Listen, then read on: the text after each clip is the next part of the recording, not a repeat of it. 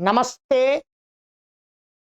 देववाणी संस्कृतम YouTube channel में आप सभी का हार्दिक अभिनंदन।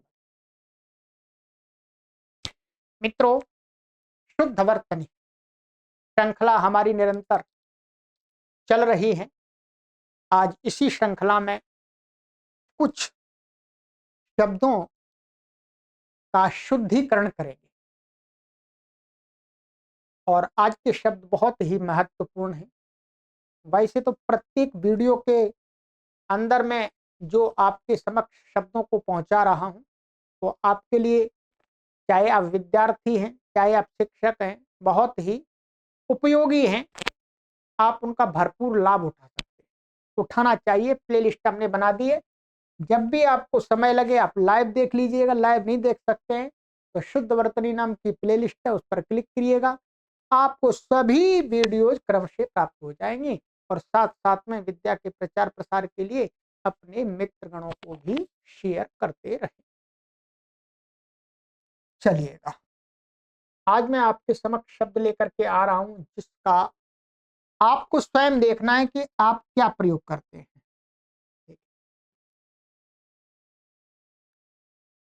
शब्द सबसे पहले मैं लिखता हूं, जिसको आप प्रयोग करते हैं, हम प्रयोग करते हैं निरपराधी।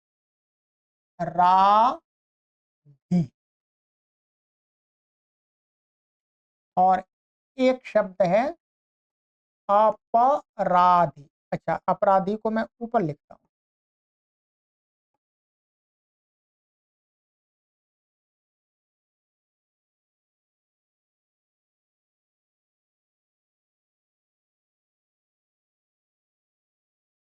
ठीक है,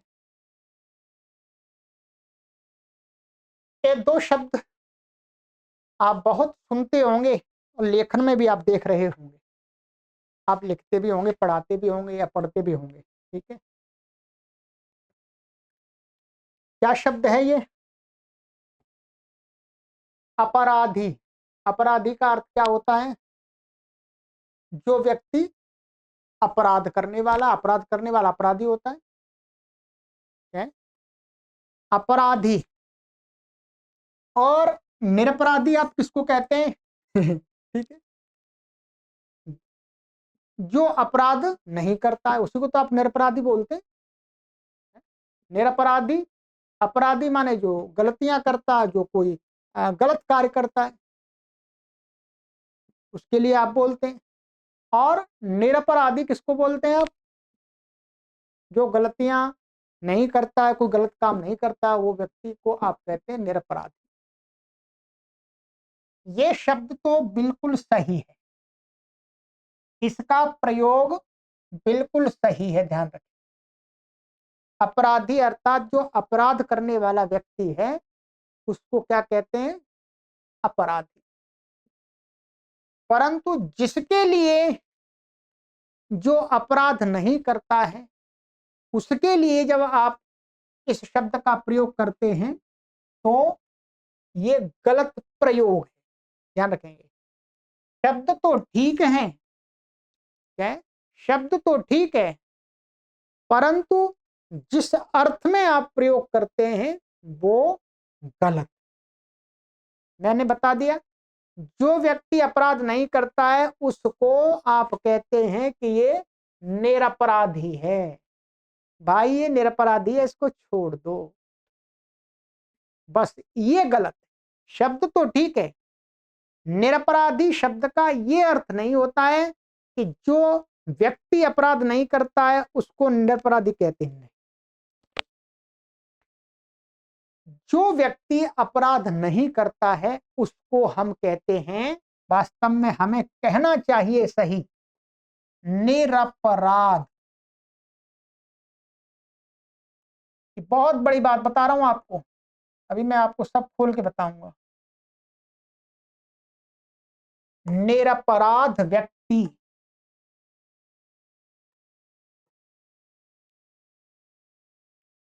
निरपराध जो व्यक्ति गलती नहीं करता है, उसके लिए हमें इस शब्द का प्रयोग करना है, निरपराध। निरपराधी इसके साथ करेंगे तो ये गलत प्रयोग।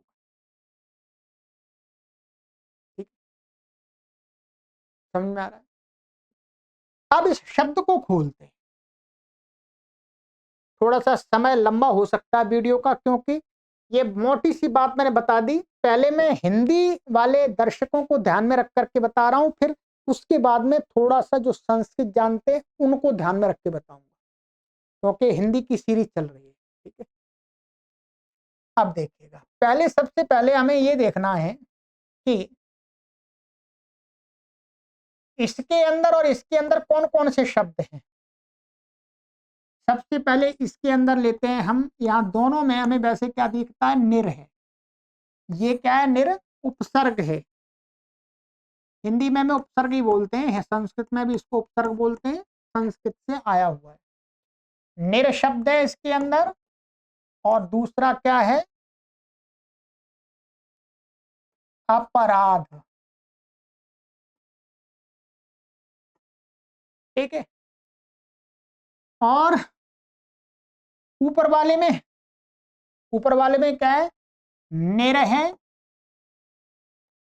और क्या है, ये प्लस करते हैं, अपराधी। ऐसा ही तो है, ये दिख रहा है आपको। निर अपराध इसमें, और इस वाले में क्या है, ये निर अपराधी। निर का अर्थ होता है रहित, छोड़ करके। क्या है, निर का अर्थ क्या होता है, रहित अथवा छोड़ करके, अथवा पृथक। ठीक है, ये अर्थ होते हैं निर के, ध्यान रखेंगे।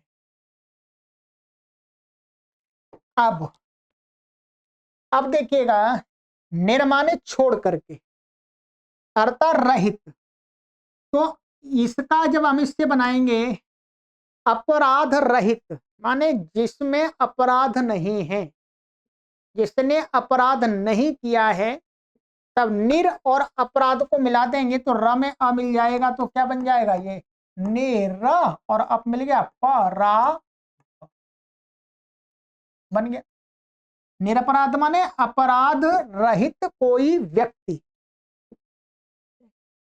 अपराध रहित कोई व्यक्ति, व्यक्ति को कह रहा है सीधा, ध्यान।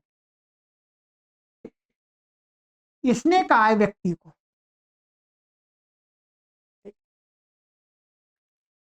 इसका और अर्थ भी हो सकता है, अपराध रहित व्यक्ति माने अपराधों से मुक्त, माने अपराध से रहित कोई व्यक्ति, अथवा कोई देश है, कोई देश जहां पर अपराध नहीं है, उस देश को भी क्या कह सकते हैं, निरपराध देश।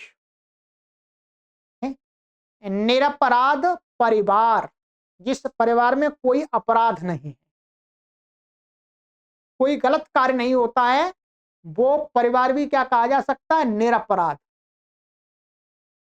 समझ रहे हैं? परंतु मुख्य रूप से हम देश परिवार आदि के लिए प्रयोग नहीं है इसका, हम अधिकतर भाषा में प्रयोग करते हैं व्यक्ति के लिए, कि ये व्यक्ति निरपराध है। तो निरपराधी हम प्रयोग कर देते हैं, वो गलत है। हमें वस्तुतः क्या प्रयोग करना, निरपराध। ठीक, अब इस पर चलते हैं, ऊपर वाले पर, कि ये गलत क्यों है, ये भी तो आपको जानकारी। देखिए, अपराधी का अर्थ क्या होता है, अपराध करने वाला व्यक्ति। ठीक है, क्या है, अपराध करने वाला व्यक्ति, व्यक्ति को कह रहा है, ये तो पहले से ही यहां पर ये शब्द किसी व्यक्ति को नहीं कहता, ये कहता है अपराध माने गलती, गलती दोष है, गलत कार्य उसको कहता है। और यहां पर जो अपराधी शब्द है, ये किसको कहता है, ये कहता है गलत काम करने वाला कोई व्यक्ति। ठीक है, अब इसके साथ में हम निर लगा देंगे। निर का अर्थ हमने बता दिया, रहित, पृथक, छोड़कर, ये है। तो जब हम निरपराधी बनाएंगे, अर्थात अपराधी को छोड़कर, माने अपराधी व्यक्ति से रहित रहित व्यक्ति नहीं आएगा, ध्यान रखेंगे। जो अपराधी है, जो अपराधी व्यक्ति है उससे रहित, उससे रहित क्या हो सकता है? कोई व्यक्ति नहीं हो सकता, व्यक्ति के अंदर व्यक्ति नहीं आता, ध्यान रखेंगे। ध्यान रखेंगे, अपराधी को माने ये व्यक्ति क्या है, अपराधी से मुक्त है, ऐसा बिल्कुल भी नहीं कह सकते आप। क्या आप ऐसा कहेंगे? नहीं कह सकते कि मैं अपराधी से मुक्त हूं, ऐसा नहीं कह सकते। आप यही कहेंगे कि मैं अपराध से मुक्त हूं, अपराध से रहित हूं। अपराधी से रहित ये अर्थ आता है, तो व्यक्ति हो ही नहीं सकता अपराधी से मुक्त, वो तो अपराध से मुक्त होता है। इस बात को समझ लीजिए। क्या है? निरा अपराधी। अब ये जब निरपराधी, हम इसको ऐसा प्रयोग करेंगे, निरा अपराधी, किसी व्यक्ति को कहने के लिए तो ये गलत प्रयोग है, परंतु हम जब किसी देश को कहेंगे, देश को कहें या परिवार को कहें, ठीक है, या समूह को कहें, वहां पर ये सही प्रयोग हो जाएगा। जैसे जैसे इस परिवार में, ये परिवार कैसा? अपराधी व्यक्ति से रहित है, निरपराधी परिवार, परिवार कह सकते हैं, हिंदी में कह रहे हैं परिवार। निरपराधी परिवार, परिवार तो ठीक है, क्योंकि परिवार में अनेक लोग हुआ करते हैं, उसमें कोई भी व्यक्ति अपराधी नहीं है, अपराध करने वाला कोई व्यक्ति नहीं है, ऐसा परिवार क्या कहलाएगा? निरपराधी। इसी प्रकार से आप कोई कम्युनिटी है, समूह है, तो उस समूह को भी कह सकते हैं ये समूह कैसा? निरपराधी, अर्थात इसमें कोई भी अपराधी नहीं है, ये अपराधी से रहित है। ध्यान रखेंगे, ठीक। ऐसे ही देश, देश के लिए भी आप प्रयोग कर सकते हैं कि निरपराधी देश, अर्थात ये ऐसा देश है इसमें कोई अपराधी व्यक्ति नहीं है। ध्यान रखेंगे। तो निरपराधी शब्द का प्रयोग हम किसी एक व्यक्ति के लिए करेंगे तो वो है गलत। एक व्यक्ति को कहना है और ये बताना है कि ये अपराधी नहीं है, ऐसा बताना है, तो हमें उसके लिए प्रयोग करना पड़ेगा निरपराध व्यक्ति। ठीक है, क्या है? निरपराध व्यक्ति। और यदि किसी स्थान को, देश को, परिवार को, समुदाय को कहेंगे तो उसके लिए ये शब्द प्रयोग कर सकते हैं और ये भी कर सकते हैं। ध्यान रखेंगे, इसको समझ लीजिएगा। निरपराध, निरपराध परिवार, इसके साथ में भी संगति लगेगी इसकी। ये परिवार निरपराध है, अर्थात इसमें कोई गलत कार्य नहीं है। जब हम निरपराधी कह रहे हैं तो वहां ये भाव आ रहा है कि इस परिवार में गलत कार्य करने वाला कोई व्यक्ति नहीं। और जब हम उस परिवार को निरपराध शब्द से कह रहे हैं तो वहां ये अर्थ आएगा इस परिवार में कोई भी गलत कार्य नहीं है, अर्थात ये गलत कार्य से मुक्त परिवार है।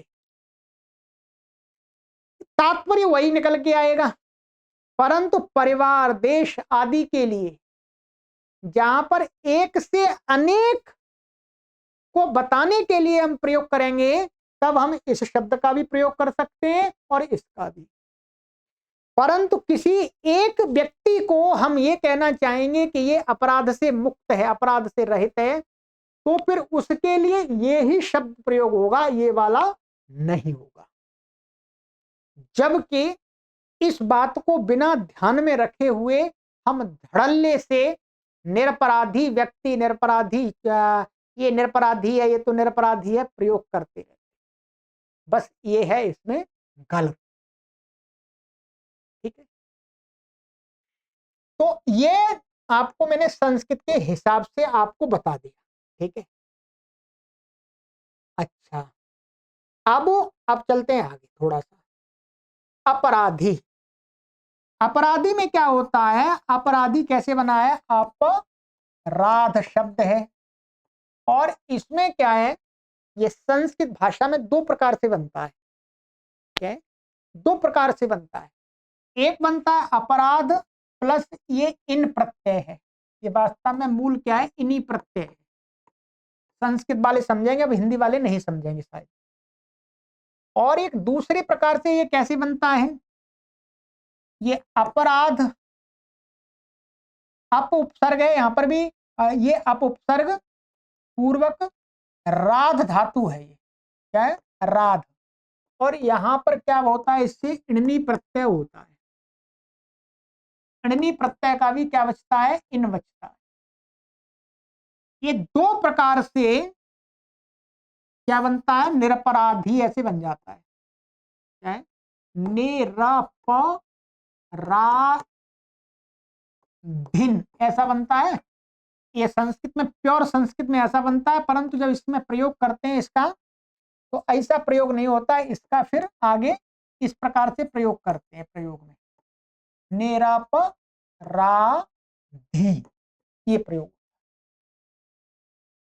अरे मैं क्षमा कीजिएगा, यहाँ पर ये मैं गलत कर दिया, ये निर नहीं जोड़ना था वो ऊपर से ध्यान में आ गया, या अप ऐसा होगा, अपराधिन, और ये अपराधी, कभी कभी क्या होता है ऊपर से ध्यान में आ गया। तो अपराध, तो अपराधिन अपराधी ये प्रयोग होता है, इस दो प्रकार से बनता है, ठीक है। अपराधी, अपराध जिसके अंदर है, माने जिसके व्यवहार में अपराध है, उसको अपराधी बोलते हैं, ये इन प्रत्यय होता है? जैसे धन है जिसके पास में, उसको क्या बोलते हैं, धनी है? दंडा जिसके पास में है उसको क्या बोलते हैं, दंडी, ठीक है। मान जिसके पास में उसको क्या बोलते हैं, मानी। वैसे ही अपराध जिसके पास में है वो अपराधी। दूसरा, जो ये वाला प्रत्यय होता है कि करने के स्वभाव वाला, जो अपराध को करने के स्वभाव वाला है, जिसका स्वभाव ही ऐसा है कि गलती करने का, गलत कार्य करने का, उस व्यक्ति को भी अपराधी कहते हैं। तो संस्कृत में तो ये इस प्रकार से बनता है, ठीक है। अब संस्कृत में क्या होगा, संस्कृत में हम यदि इस शब्द को लेकर के, ध्यान रखेंगे, इस शब्द को लेकर के हम अपराध मुक्त व्यक्ति को कहेंगे। क्या है, अपराध मुक्त व्यक्ति को कहेंगे संस्कृत में, हिंदी में प्रयोग नहीं होता, ध्यान रखेंगे। तो इसमें क्या हो जाएगा, नई के साथ समास हो जाएगा। क्या है, नई माने निषेधार्थक, तो क्या बन जाएगा, ये संस्कृत में बनेगा अनपराधी। ध्यान रखेंगे, संस्कृत में अपराध से मुक्त व्यक्ति को अनपराधी भी कहते हैं। संस्कृत में ऊपर वाला निरपराध भी होता है और अनपराधी भी संस्कृत में प्रयोग होता है, जो है जैसे अब्राह्मण, ठीक है, जैसे अनिच्छा, क्या होता है, इच्छा और अनिच्छा। तो नई का यहां पर निषेध में कर देंगे, तो जो अपराधी नहीं है वो क्या हो जाएगा, अनपराधी, निरपराधी नहीं होगा, ध्यान रखें। संस्कृत में भी व्यक्ति को कहने के लिए, दूसरी जगह तो हो जाएगा। अब ये प्रयोग बहुत, थोड़ा सा इसको पूरा मैंने खोल करके आपको बता दिया, ठीक है। तो अनपराधी ये किसके लिए प्रयोग कर सकते हैं आप, हिंदी में नहीं होगा प्रयोग, क्योंकि ये थोड़ा हिंदी में है ही नहीं, ठीक है। ये संस्कृत में ही चलेगा, अनपराधी माने अपराध मुक्त व्यक्ति। हिंदी वालों को ध्यान रखना है कि हिंदी वालों को हमेशा यदि किसी व्यक्ति को कहना है अपराध से मुक्त व्यक्ति को, तो आपको यही शब्द प्रयोग करना चाहिए, निरपराध व्यक्ति। और किसी परिवार, किसी देश या किसी समूह को कहना है तो आप इसका भी प्रयोग कर सकते हैं और इसका भी प्रयोग कर सकते हैं, परंतु कभी भी किसी एक व्यक्ति के लिए निरपराधी शब्द का प्रयोग मत कीजिए, वो गलत। आप ऐसे भी प्रयोग मत कीजिएगा ये लोग निरपराधी खड़े हुए हैं, नहीं, गलत है। ये लोग निरपराधी नहीं होगा, ध्यान रखेंगे, ये व्याकरण की बात है, यहां पर नहीं बताएंगे, गहरी बात है। निरपराधी व्यक्ति ये खड़े हैं ऐसे भी नहीं कह सकते, अनेक है तो आप ये कहें अनेक है, जब समुदाय की अपेक्षा से कहेंगे तब प्रयोग होगा। ठीक है, ठीक है, जैसे अनेक लोग खड़े हैं और अनेक लोगों का ये समुदाय खड़ा है, दोनों में अंतर है। ठीक है, तो इस शब्द का आप यहां पर भी प्रयोग कर सकते हैं और यहां पर भी प्रयोग कर सकते हैं। अब आपको बात समझ में आई होगी।